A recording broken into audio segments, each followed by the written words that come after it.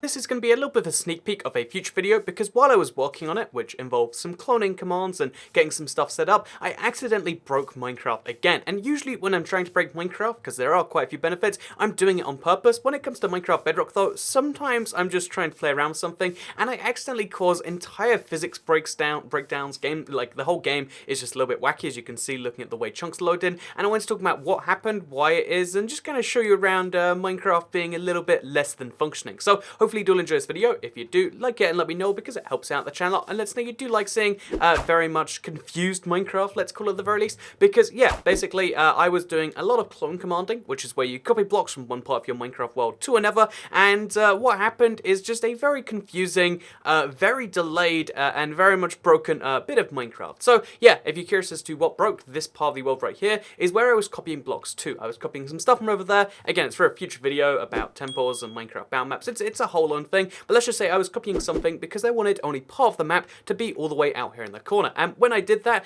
it took me a really long time. You can see how many times I tried to get the right amount copied because it just wasn't copying over. And this means that I tried about like 20 different commands, copying somewhere in the region of 25,000 blocks each time. And although the game didn't crash like it used to, one of the things that did happen is just all the physics broke down. So let's give you a very brief rundown of what's going wrong right now. So first of all, there is there's like a beacon power going all the way through here that isn't attached to a beacon. If we go all the way down here, you can see there's no beacon down there, which is interesting on two levels. One, there is a floating beacon power going off of nothing. Again, there's no block that it's attached to. There's presumably a beacon there, but I can't get to it. Two, it's the fact that the beacon is clearly meant to go through here. If we go back to the other side of the map, I'd be able to prove that and show this, of course. But of course, this is where the beacon is meant to be. This is like the part of the map where it is. So how is it going over here? And how is it going through solid blocks like it's not meant to? In fact, let me just quickly show that because I know maybe you just think that like, oh, that's a misplaced beacon that's somehow going through blocks. No, it's meant to be going right through the center. That is how, the temple map works. So that's a bit weird by itself. We've just got a very confusingly broken beacon that's working through blocks, which again, is kind of cool by itself. Like, it's actually usable in some way, maybe. Then, what we've got on top of this is we've got ourselves a world which... just look at this. Like, well, okay, that's bizarre enough by itself. Then we've got some invisible blocks. So, like, again, you can see this is clearly meant to be, for some reason, there are invisible blocks right here. And then there are some places where there aren't meant to be blocks. And basically, very confusing thing where there are blocks in places I can't see, but I can stand. And then there are blocks in places that I can't stand on, but I can see. So, again, kind of a bizarre cross right there. How does that even make sense? But it gets even weirder when we go right down here and we actually look into it. Because, as you can see, I can dig down to like get to some of these chests, go through again. Lots more blocks which are here but I can't see until I get down here. And that once I get down here, this is the floor of what's meant to be the place. Or again, it's meant to be the floor, but for some reason it's just not here. And if we dig down below this, we can dig into the grass, the main layer of the super flat, and we can break some of the blocks here and stand inside nothing. It's a very, very bizarre experience you don't usually get to have, where I'm standing literally in nothing. Like half of me is submerged inside the ground and half of me isn't. You can see like, okay, so the cloning is happening very slowly, bit by bit, but that's a bizarre thing by itself. Then if we look around a lot, there's a lot more of these blocks that I guess are going to slowly at some point exist, but right now they don't. Actually, wait, I just realized, if I break where the beacon is, will that stop the beacon existing? No, it doesn't. So I've broken the beacon now. Oh, okay, it does stop the beacon. I've broken the beacon and it stopped existing. So clearly what it is it's that same thing of like there's two categories of blocks. But just, see, the thing is though, this is both an impressive thing for Minecraft and also like, wait, so this is broken in this way. But the thing about this is, so we can't get out anywhere because there's these invisible kind of blocks around. But we can, what are we doing? We're going for a secret little tunnel here. But let me talk about something that is really bizarre about this that I wanted to kind of share. Because this is the thing where I realized like this might be usable in some way. So besides having the weird divide between, again, visible blocks that don't exist and invisible blocks that do exist. Again, sorry about that. Something fell over in my room. But besides having this kind of bizarre, crossover between two blocks, which you might be able to use in some way if you can break Minecraft in this specific situation, because all of the game's resources are committed right now to loading in these chunks, to copying in these blocks, to removing other blocks and doing all of that at the same time. It means that the Minecraft world gen can't load in any new chunks anywhere in the world. If I want to go this way, it literally can't load in the block. As you can see, I'm up against the wall, and to me, that's interesting. Oh, if I go too close, I kind of disappear. But look at that. Wait, do you see that? I like the whole world, and then me disappears right there. So that's kind of a weird thing right there too.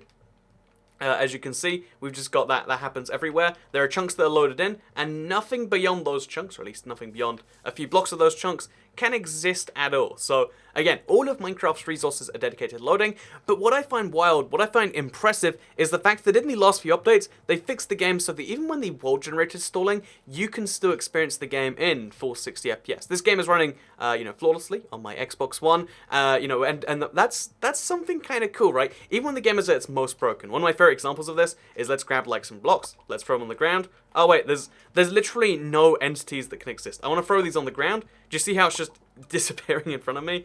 I can't pick block the blocks in front of me. I'm pressing the pick block key. It's just not working. So everything is really, really strange and broken in that way. And while this is still happening, while no physics are really working, I can still run around. I can still exist on any physical block like I can right here. And all of this stuff will slowly try and copy. The game is still trying to resolve it just with spare power, it seems. And that is a really impressive new thing for Minecraft. Whether it is new, whether it's an accident or not, like it could be beyond me. But it seems like, like they did with the other versions, they've kind of split up the game, into multiple different parts to try and give you a solid viewing experience so that your game will run at 60 FPS even when you're trying to load in too many chunks, even when you're trying to do this or that. And although it sucks that I can't load in new chunks, if I wanted to, I could still, play around the existing ones. I can still break existing blocks. Again, they do it in like the least graphically impressive way. Like, it looks like we're playing one of those. Have you ever played like a Minecraft ripoff where, again, there's just no block breaking animation? It's just everything vanishes with no noise. It looks like you're playing one of those games where just everything vanishes and it feels not quite natural. And yeah, I think it's crazy this can happen in regular Minecraft. And I wanted to give you guys the tip because again, I know on this channel, maybe every like 3 to 6 months, I give you a guide on how to break Minecraft because it's somewhere between fun. Well, I mean, it is fun for me, but it's as well as being a fun thing for me to do, it's also something that I find to be sometimes useful. Sometimes you want to lower the frame rate of someone's game, for fun, or also the beacon came back. How did the beacon come back? I broke it. Yeah, sometimes you do want to lower the frame rate of your game, and sometimes, like in this case right here, maybe you want to have beacons go through blocks. Maybe you want to do this, and my tip is just to accidentally clone lots of areas and to have the game not quite catch up with it. Because unlike before, where there'd be that huge pause and then sometimes your world would crash, it seems like, again, based on my experience right here, that it doesn't always happen, and instead you get weird things like this. What is this chest floating in the middle of nowhere for? It's a... Oh, wait, I thought it was like a four-sided chest. But yeah, weird things can happen in Minecraft. This is just my quick little thing. Later, or in a couple of days, you'll see the actual video that I wanted to make here. But I really wanted to make this one first, because sometimes the glitch, the journey is the destination. I think, this is a lesson I really believe in life, is that life is all about the journeys, and I guess games are all about the journeys too. Like, you need a destination sometimes, because going, aimlessly towards somewhere, that feels weird, that feels a bit broken, that feels not necessarily correct.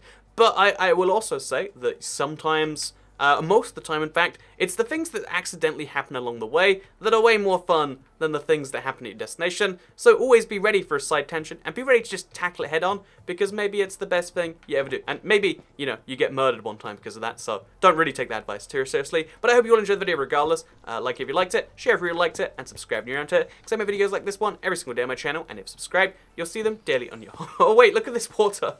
Sorry, it's going through blocks. What the... I discovered something new right at the end here, and I don't know what to think about that. But yeah, thank you very much for watching. Think about that. People say it's all about the journey, not the destination, and usually I don't believe them. But I mean, there are situations where you should be ready for the journey to become the destination. And yeah, with that said, I hope you all enjoyed the video. Because why just the tree? Why not the leaves too? Anyway, thank you very much for watching. I'll see you all next time. Goodbye.